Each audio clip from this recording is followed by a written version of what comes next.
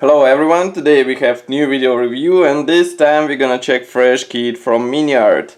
As usual, you can find link to the review article here in the video description below, so click it and read text in English and Russian.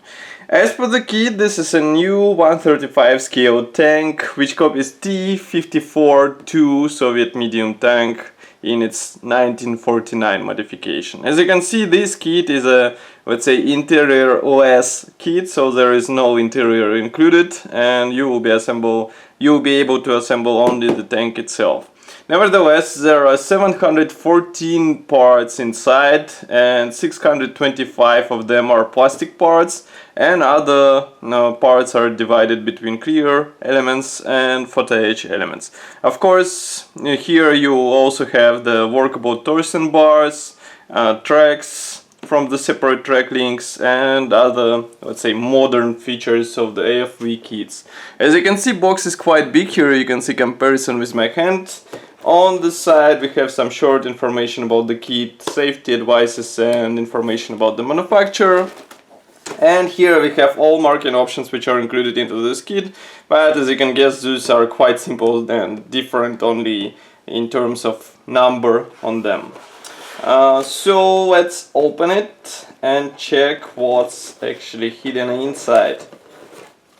By the way, there will be also a version without interior for the T-54-1, which is earlier version, but today we are reviewing this one, which is a, let's say, modern type of this tank.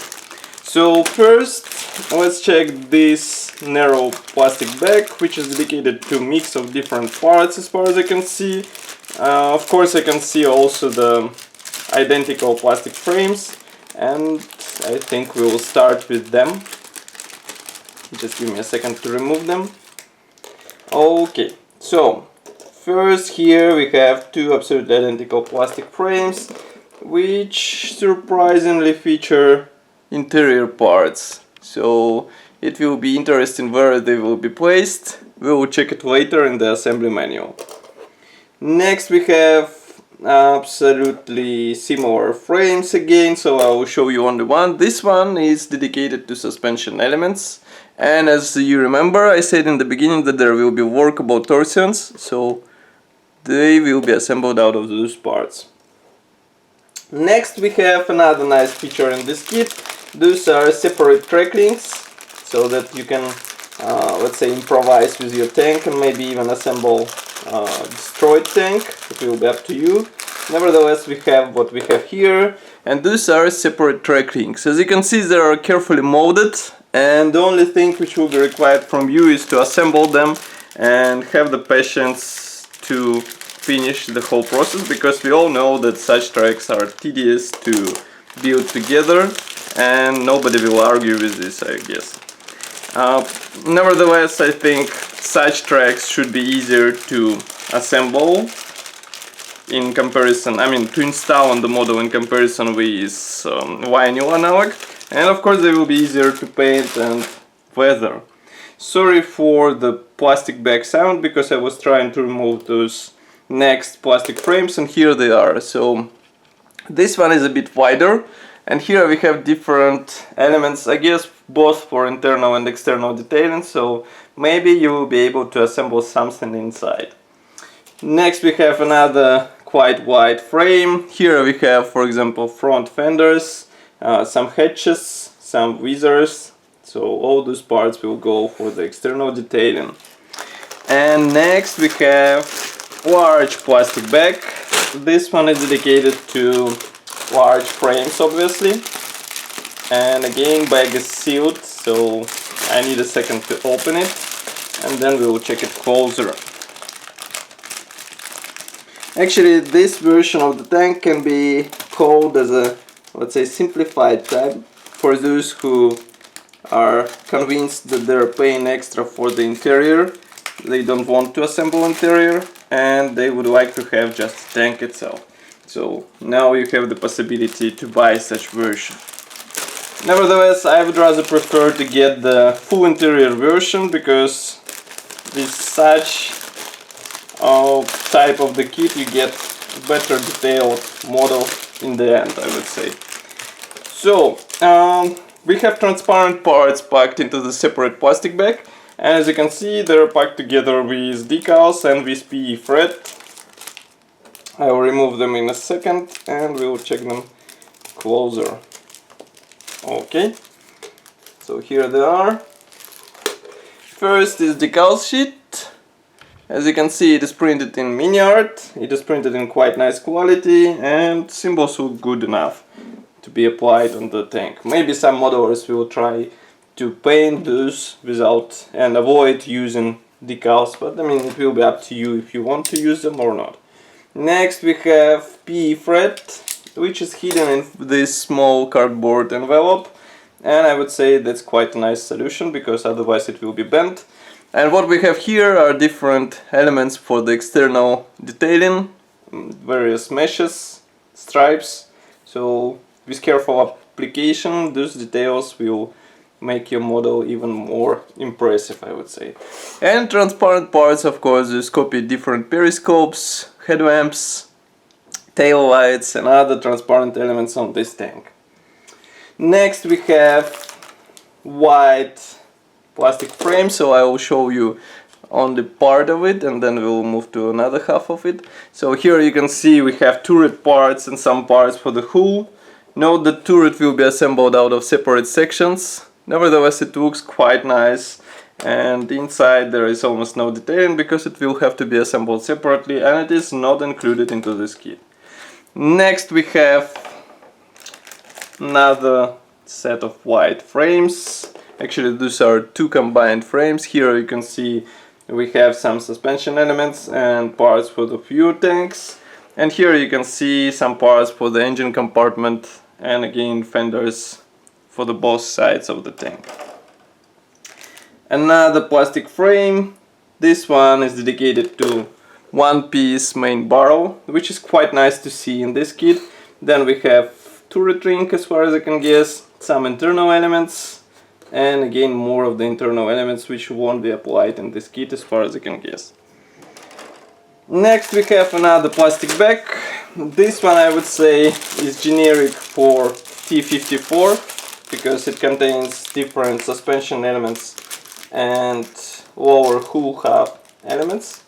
And as you know, those parts of the tank were not as that different on different versions of the T-54. I mean, all main differences were inside and on the top hull part.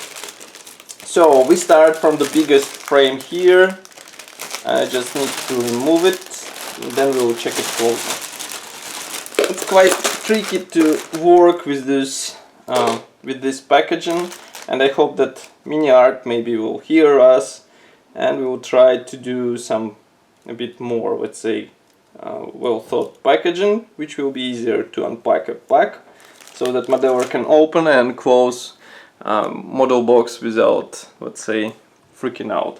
So what we have here are parts for the lower hull half. As you can see, it should be assembled out of separate panels. Moreover, different hatches are molded separately. Of course, torsions and suspension elements are also separate, so you will have to add them.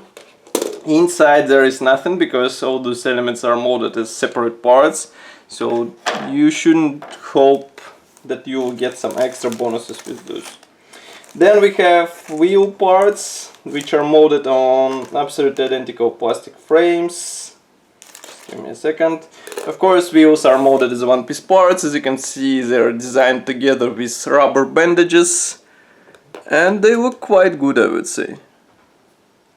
Be ready to paint those and cut masks for them, but otherwise it's not that problematic. Here we have some minor parts for external detailing as well.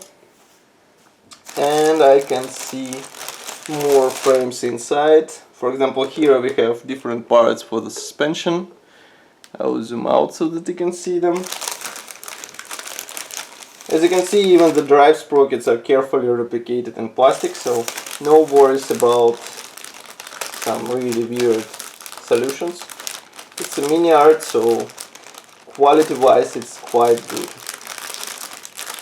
Now I'm trying to remove more frames to show you. So here is another one which is dedicated to fuel cans. Then we have separate small sprue with parts for the ammo case for the machine gun, which is quite surprising. I mean, separate whole sprue just for this. Then we have parts for the side boxes, which are placed on the fenders. As you can see, they should be quite easy to assemble. Various thin elements are placed here on this frame. They're also quite nice and should look good after careful application. And last frame is dedicated to, last type of the frame, because actually there are a lot of frames. As you can see, these are dedicated to towing cable and to machine gun. Both are quite nice in plastic, but I guess some modelers will try to replace them with metal analogs. And last but not the least is assembly manual. Assembly manual is printed in form of this large brochure. We have short history. It's a features list on the first page. There is no history note, there is a parts map, and then assembly process starts with lower hoof half. As you can see, you won't have to add any interior parts, even though you have to paint some panels, but I would rather not, because it won't be visible on the finished model. And then you gradually continue into side fenders, turret, and then connect all those parts together. Here we have marking options, so here you can see all three of them, and here another three. Note that some of the tanks are with or without machine gun, so it will be up to you which version you want to copy on your model. So that's all for this video review. I hope you enjoyed it. As usual, I will be happy to hear your opinion here in the comment section below. If you like this video and want to help us, press the like button and subscribe to our YouTube channel. And I will see you in the next video review as usual. Bye!